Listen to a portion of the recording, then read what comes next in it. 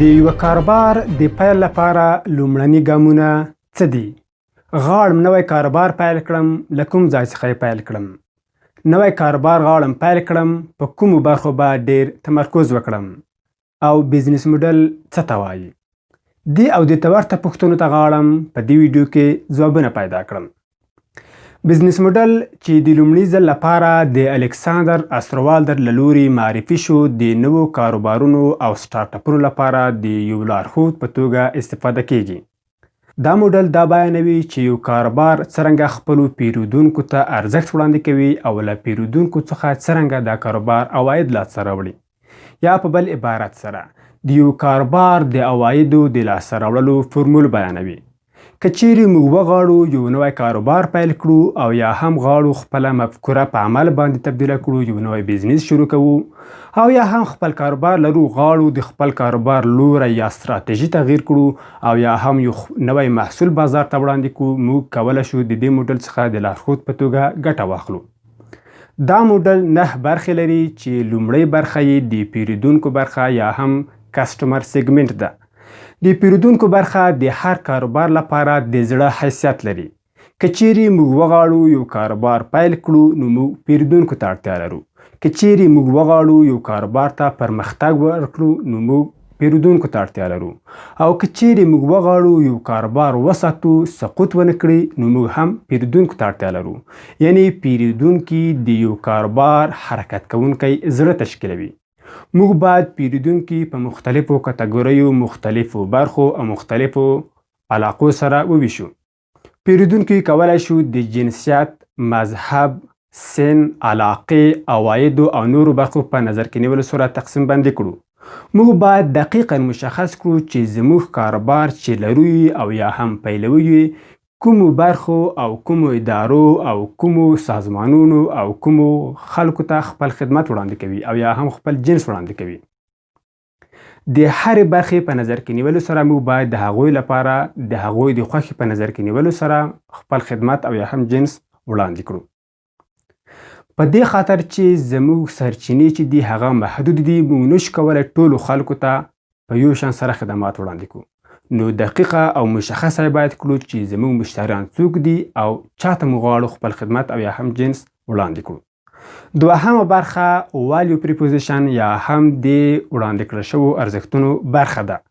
وړاندې کړل شوي ارزښتونه په بزنس موډل کانواس کې دا بیانوي چې موږ د هرې ډلې مشتریانو لپاره یا هم د هرې ډلې پیرودونکو لپاره کوم خدمت او یا هم کوم جنس وړاندې کوو، یا په بل عبارت سره موږ کومه ستونزه د دوی لپاره حلوو.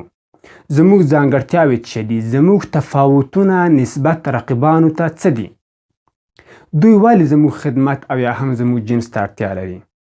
موږ د هرې برخې مشتریان چې په لومړي سر کې مو په کټګورۍ باندې تقسیم کړل، د هرې برخې لپاره یو جدا ارزښت یا والیو وړاندیز کوو او د هغوی د نیازونو، غوښتنو او ضرورتونو په نظر کې نیولو سره یې طراحي کوو. دریمه برخه چینلز او یا هم کانالونه دي. د کانالونو برخه دا بیانوي چې زموږ ارزښت ته پیرودونکي څرنګه لاسرسی پیدا کوي او یا هم موږ څرنګه کولی شو خپل ارزښت د پیرودونکو تر کوره پورې ورورسوو. موږ کولی شو له مختلفو چینلونو څخه ګټه واخلو. عموما 2 ډوله چینلونه دي چې موږ کولی شو د پیرودونکو په برخه کې ورڅخه ګټه واخلو. یو مستقیم چینلونه دي او یو هم غیر مستقیم چینلونه دي. موږ باید خپل کاروبار ته وګورو چې زموږ کاروبار آیا مستقیم چینل ته اړتیا لري او یا هم که غیر مستقیم چینل ته اړتیا لري. د هغې په نظر کې نیولو سره موږ کولی شو خپل چینل خپل مشتریانو ته معرفي کړو. د بیلګې په توګه موږ کولی شو له خپل ویب سایټ څخه ګټه واخلو، له خپل ډیلیوري سیستم څخه ګټه واخلو او یا هم له منځګړو څخه استفاده وکړو. یعنی زموږ او زموږ د مشتریانو په منځ کې منځګړي شتون لري. موږ خپل منځګړو ته خپل خدمت او یا جنس ورکوو او منځګړي بیا زموږ پیرودونکو ته جنس او یا هم خدمت وړاندې کوي. څلورمه برخه کسټمر ریلیشنشپ او یا هم د پیرودونکو سره د اړیکو برخه ده. د پیرودونکو سره د اړیکو برخه په چینل باندې استواره ده.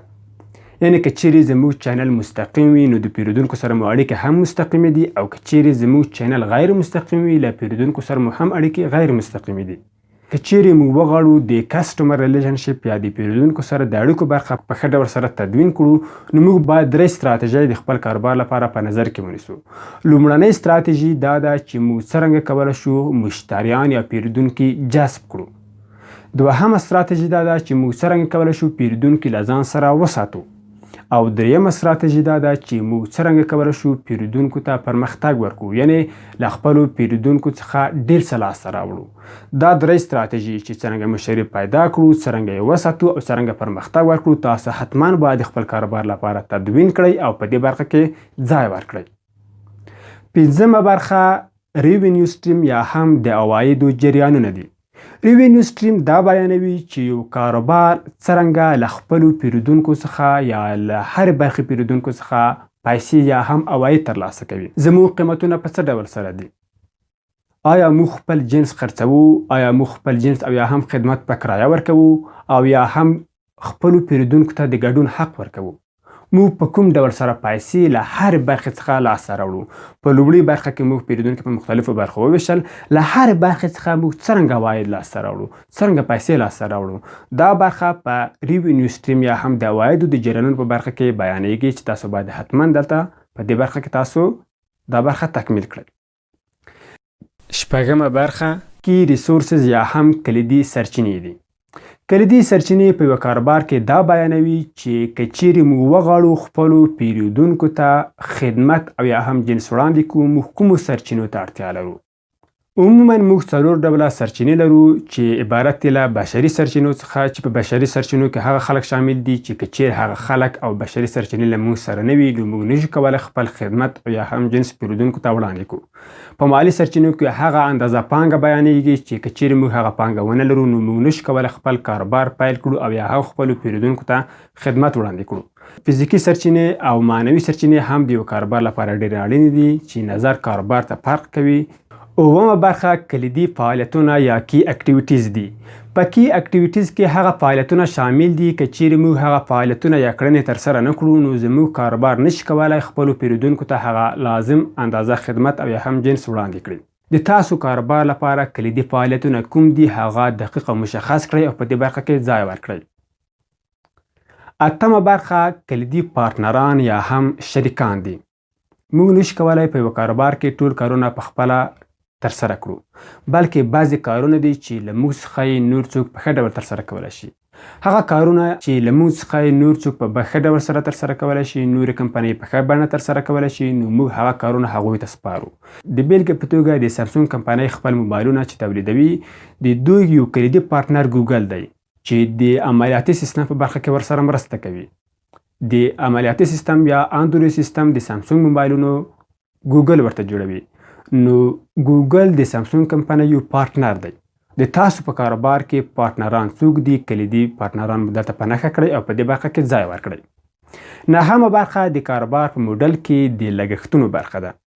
تاسو باید دغه 8 برخې چې ما مخکې تاسو ته بیان کړلې هره یوه دقیقه مطالعه کړئ چې هره یوه د تاسو د کاروبار لپاره په څومره اندازه لګښتونه رامنځته کوي. ثابت لګښتونه څومره کیږي، متحول لګښتونه څومره کیږي، هغه په دې برخه کې ولیکئ. ثابت لګښتونه هغه لګښتونه ته ویل کیږي چې د محصول په تغییر سره هغه تغییر ونه کړي، او متحول لګښتونه هغه لګښتونه ته ویل کیږي چې د محصول په تغییر سره د تاسو لګښتونه تغییر وکړي. تاسو باید ثابت لګښتونه او متحول لګښتونه جمع کړئ او په دې برخه کې ځای ورکړئ او تخمین وکړئ چې د تاسو کاروبار کله چې پیلېږي څومره لګښتونو ته اړتیا لري. په دې موډل کې هره برخه ډیرو جزئیاتو او تشریح ته اړتیا لري چې زه دلته په همدې باندې بسنه کوم او په راتلونکو برخو ویډیوګانو کې به تاسو ته هره برخه په تشریحي بڼه بیانوم. د یوه ځواکمن، تلپاتې او سرلوړي افغانستان په هیله.